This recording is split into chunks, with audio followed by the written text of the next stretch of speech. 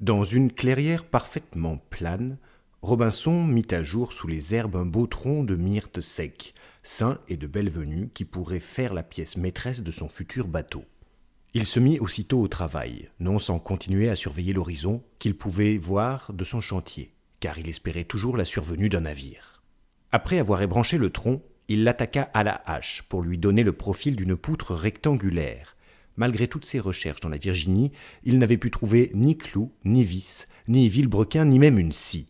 Il travaillait lentement, soigneusement, assemblant les pièces du bateau comme celles d'un puzzle. Il escomptait que l'eau, en faisant gonfler le bois, donnerait à la coque une solidité et une étanchéité supplémentaires. Il eut même l'idée de durcir à la flamme l'extrémité des pièces, puis de les arroser après l'assemblage pour mieux les souder dans leur logement. 100 fois le bois se fendit sous l'action, soit de l'eau, soit de la flamme, mais il recommençait toujours sans ressentir ni fatigue, ni impatience.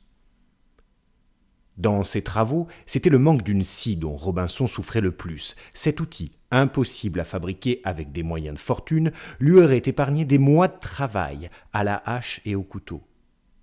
Un matin, il crut rêver encore en entendant à son réveil un bruit qui ne pouvait être que celui d'un scieur en action. Parfois, le bruit s'interrompait, comme si le scieur changeait de bûche, puis il reprenait avec une régularité monotone. Robinson sortit doucement du trou de rocher où il avait l'habitude de dormir, et il avança à pas de loup vers l'endroit d'où provenait le bruit.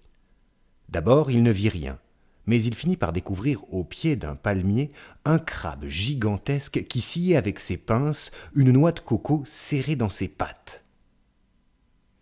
Dans les branches de l'arbre, à 6 mètres de haut, un autre crabe sciait la queue des noix pour les faire tomber. Les deux crabes ne parurent pas du tout gênés par l'arrivée de Robinson et ils poursuivirent tranquillement leur bruyant travail. Faute de vernis ou même de goudron pour enduire la coque, Robinson entreprit de fabriquer de la glu. Il dut pour cela raser presque entièrement un petit bois de houx qu'il avait repéré dès le début de son travail. Pendant 45 jours, il débarrassa les arbustes de leur première écorce et recueillit l'écorce intérieure en la découpant en lanières. Puis, il fit longtemps bouillir dans un chaudron ces lanières d'écorce, et il les vit peu à peu se décomposer en un liquide épais et visqueux. Il répandit ce liquide encore brûlant sur la coque du bateau. L'évasion était terminée. Robinson commença à rassembler les provisions qu'il embarquerait avec lui, mais il abandonna bientôt cette besogne en songeant qu'il convenait d'abord de mettre à l'eau sa nouvelle embarcation pour voir comment elle se comporterait. En vérité, il avait très peur de cette épreuve qui allait décider de son avenir. L'évasion allait-elle bien tenir la mer ? Serait-elle assez étanche ? N'allait-elle pas chavirer sous l'effet de la première vague ? Dans ses pires cauchemars, elle coulait à pic, à peine avait-elle touché l'eau, et Robinson la voyait s'enfoncer comme une pierre dans des profondeurs vertes. Enfin, il se décida à procéder au lancement de l'évasion.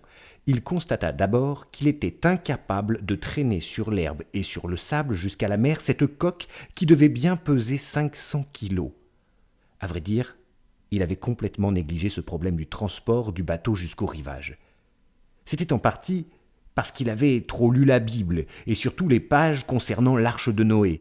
Construite loin de la mer, l'arche n'avait eu qu'à attendre que l'eau vînt à elle sous forme de pluie et de ruissellement du haut des montagnes. Robinson avait commis une erreur fatale en ne construisant pas l'évasion directement sur la plage. Il essaya de glisser des rondins sous la quille pour la faire rouler, rien ne bougeait, et il parvint tout juste à défoncer l'une des planches de la coque en pesant sur elle avec un pieu qui basculait en levier sur une bûche. Au bout de 3 jours d'efforts inutiles, la fatigue et la colère lui brouillaient les yeux. Il songea alors à creuser depuis la mer une tranchée dans la falaise jusqu'à l'emplacement du bateau. Celui-ci pourrait glisser dans cette tranchée et se retrouver ainsi au milieu du rivage. Il se jeta au travail. Puis il calcula qu'il lui faudrait des dizaines d'années de travaux de terrassement pour réaliser ce projet. Il renonça.